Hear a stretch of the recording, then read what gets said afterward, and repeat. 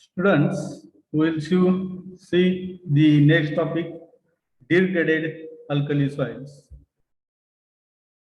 The soils does not contain the free calcium carbonate, and as a result of prolonged leaching under this condition, sodium clay hydrolyzes to the sodium hydroxide, which will combine with the carbon dioxide or the soil layer and give the formation of the sodium carbonate, that is the alkaline condition.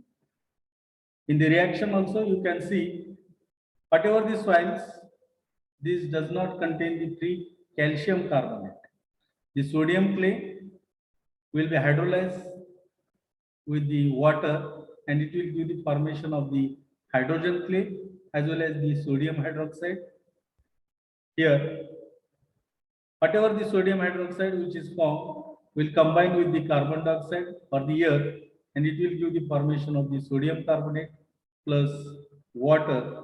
This sodium carbonate will give the formation of the alkali soils. Hence, if we see the degraded alkali soils, these are the soils which will consist of the acid soil, somewhat alkali soils. It consists of the sodium hydroxide, which will give the formation of the sodium carbonate, that is the alkali soils. Sodium carbonate will give the dissolution of the humus. Humus, it is the byproduct of the decomposition of the organic matter.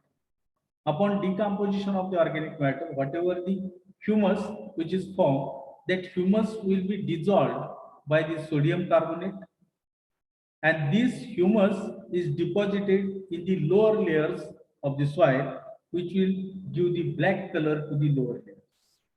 As we learned that this humus has the dark brown color and it will impart the black color to the soil. At the same time, a part of the exchangeable sodium of the surface layer is replaced by the hydrogen. And this hydrogen clay gives the formation of the acid soil, which is not stable. This acid soil formation takes place, but it is not the stable. Thus, this degraded alkali soils does not contain free calcium carbonate. It will give the formation of the sodium hydroxide, which will give the react with the carbon dioxide or the soil layer and give the formation of the sodium carbonate as a alkali soil, which will give the dissolution of the humus deposited in the lower layers of the soil and acquires the black color. At the same time, this surface layer sodium is replaced by the hydrogen, but which is not stable under this condition. You might have been observed the degraded alkali soils.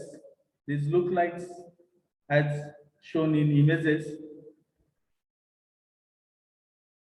The soil reaction of the surface layer is acidic because sodium is replaced by the hydrogen and thus hydrogen clay is formed. The surface soil layer becomes acidic, which is having the pH about 6.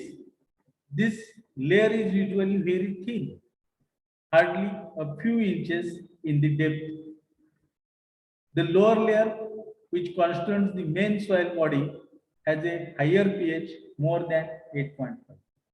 And whatever the soils in which the surface layer is acidic and lower layer is alkaline, then these soils constitutes the degraded alkali soils.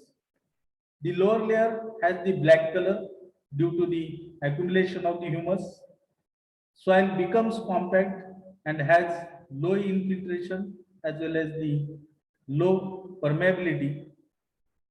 If we see the definition of the degraded alkali soils, the process of breakdown of the hydrogen clay under the alkaline condition is known as the sodalization, and the soils which are formed are known as the solid or the degraded alkali soils. Whatever the soils which are formed by the process of breakdown of the hydrogen clay under the alkaline condition. These soils are said to be the solid soils or the degraded alkali soils. Formation of the degraded alkali soils. These are formed under the arid and semi-arid regions. Here there are the low rainfall with the high evaporation. Poor drainage of the soil also gives the accumulation of the salts in the lower layer. When water evaporates, the salt is left in the soil. If the water table is high, large amount of the water moves to the surface by capillary action and the evaporated, leaving soluble salts on the surface of the soils. Whenever there will be the higher water table, the large amount of the water will move to the surface by the capillary action and it gets evaporated, leaving the soluble salts on the surface of the soils. In semi-humid and temperate regions, especially in depressions where drainage is defective and where the underground water table is higher or close to the surface, it will also give the formation of the degraded alkali soils.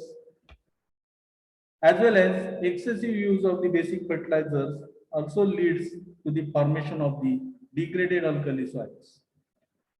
If we see the formation of the degraded alkali soils, these soils are formed under the arid and semi-arid regions where there are the low rainfall with higher evaporation.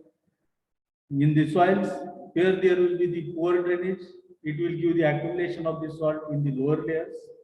Water evaporates and salts are left in the soil, or in the soils where there will be the higher water table, large amount of the water moves to the surface by capillary action and it is evaporated by the higher temperature, leaves the soluble salts on the surface.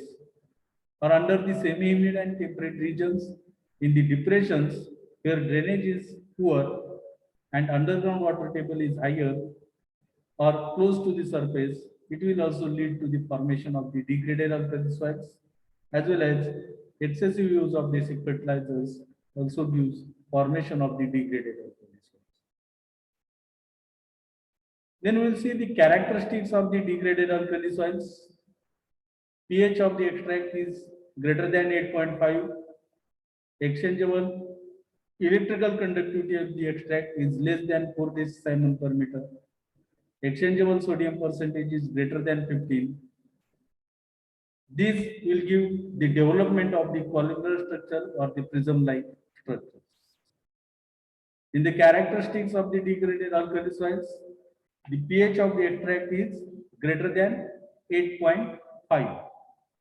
Electrical conductivity of the extract is less than 4 decimol per meter and exchangeable sodium percentage of the extract is greater than 15, which develops the columnar structure or the prism-like structure. If we see the effect of the degraded alkali soils on the plant growth, the high pH causes reduction in the availability of the plant nutrients like phosphorus, calcium, nitrogen, iron, copper, manganese, and zinc. The availability gets reduced due to higher pH. Under alkali soil conditions, the damage is not due to the salt concentration. The sodium which is adsorbed on the clay and colloids causes the dispersion of the clay particles, which results in loss of the desirable structure and it will give the development of the compact soils. Due to compactness of the soil, the aeration, permeability, drainage, as well as microbiological activities are reduced. Under the higher pH in the degraded alkali soil condition, the availability of the plant nutrients gets reduced. The availability of the phosphorus, calcium, nitrogen, iron, copper, manganese, and zinc is reduced due to higher pH of the soil. Under alkali soil condition, the sodium which is adsorbed by the clay colloids causes the dispersion of the clay, which results in the loss of the desirable structure and development of the compact soils. And due to compactness of the soil, the aeration, permeability, drainage, as well as the microbiological activities are reduced. If we see the reclamation and management for these degraded alkali soils, the same reclamation and management practices of the alkali soils should be followed for the degraded alkali soils. This is all about regarding this topic. On this topic, you may be asked, what is degraded alkali soils? Describe in detail the formation of degraded alkali soils. What are the characteristics of the degraded alkali soils? And give the effect of degraded alkali soils on plant growth. Define degraded alkali soils and give the reclamation and management of the degraded alkali soils. Or give the characteristics of the salt affected soils and state the factors which are responsible for its formation. Likewise, these questions can be asked on this topic. This is all about regarding this topic.